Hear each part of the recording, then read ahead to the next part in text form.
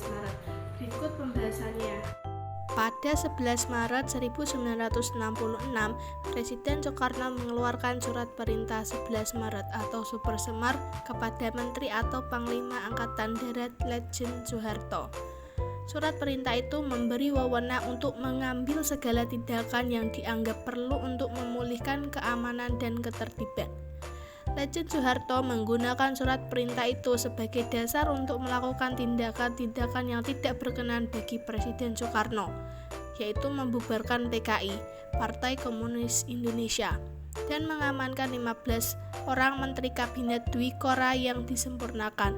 Super Semar kemudian ditingkatkan status hukumnya menjadi ketetapan MPRS sehingga tidak bisa dicabut lagi oleh Presiden Soekarno.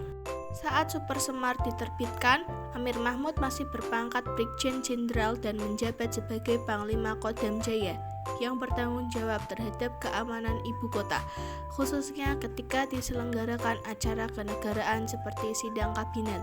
Pada 11 Maret 1966 pagi, Brigjen Amir Mahmud selaku Panglima Kodam Jaya mendapat telepon dari ajudan senior Presiden, Brigjen Sabur dari Istana Bogor. Jaminan dari Pangdam 5 Jaya, Bung Karno beserta anggota Presidium Kabinet berangkat dari Bogor dengan helikopter dan mendarat di Jakarta pukul 9 pagi. Bung Karno didampingi oleh Waperdam yakni Dr. Subadrio, J. Leitmina, dan Khairul Saleh. 3 orang perwira tinggi TNI Angkatan Darat yaitu Maijen Basuki Rahmat, Brigjen M. Yusuf, Brigjen Amir Mahmud yang mengikuti sidang paripurna kabinet sepakat untuk menyusul Presiden Soekarno ke Bogor. Sebelum berangkat, mereka meminta izin kepada atasannya yakni Menteri atau Panglima Angkatan Darat Letjen Jenderal Soeharto yang merangkap Panglima Komkamtib.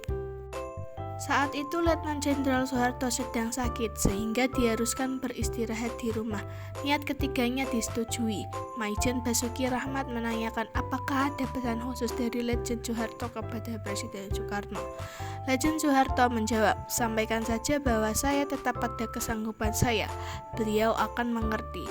Latar belakang ucapan tersebut bahwa sejak pertemuan mereka di Bogor pada 2 Oktober 1965 setelah meletusnya pemberontakan G30 SPKI antara Soekarno dan Soeharto terjadi perbedaan pendapat mengenai kunci bagi usaha meredakan pergolakan politik.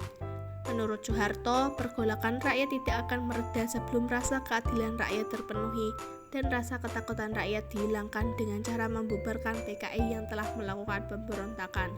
Soekarno menyatakan bahwa tidak mungkin membubarkan PKI karena bertentangan dengan doktrin Nasakom.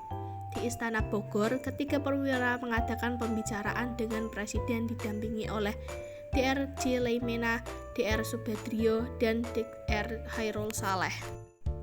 Brigjen Sabur diperintahkan membuat konsep surat perintah kepada Letjen Soeharto untuk memulihkan keadaan dan kewibawaan pemerintah.